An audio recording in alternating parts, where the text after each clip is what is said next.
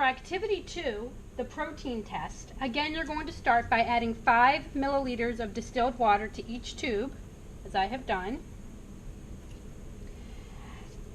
You're going to add 20 drops of the albumin solution to tube 2 and 20 drops of the potato starch solution to tube 3, remembering to shake one well before you begin.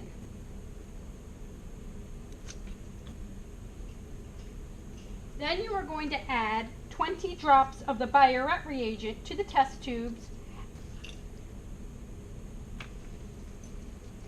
and swirl the tube to ensure that there is mixture.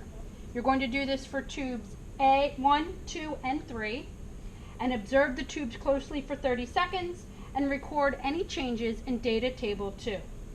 Remember to photograph your results.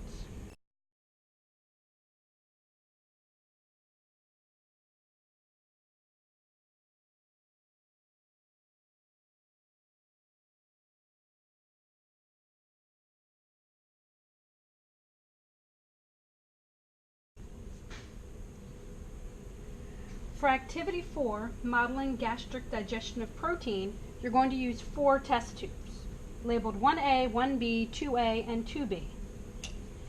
Then you're going to add solutions to the test tubes as indicated in the table on page 12. All the test tubes will receive 1 milliliter of albumin and 4 milliliters of pepsin.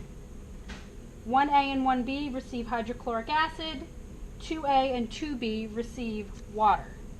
So all of your test tubes should have approximately the same volume. From here, you're going to add 6 drops of the Biuret reagent to test tubes 1A and 2A.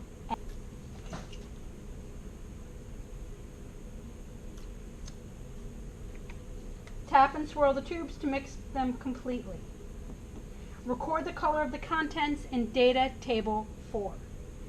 Take a photograph of your test tube with labels clearly visible and a small sign to identify this step. Transfer 1B and 2B into the warm water bath. Use your thermometer to monitor the temperature of the water. If the temperature drops too low, please add more warm water. Incubate in this bath for 45 minutes. After 45 minutes, remove your tubing from the water.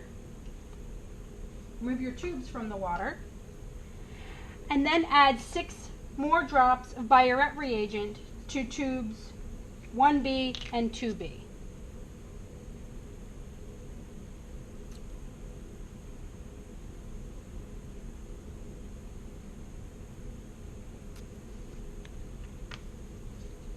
Take a photograph of your test tubes with the labels clearly visible and a small sign to identify this step.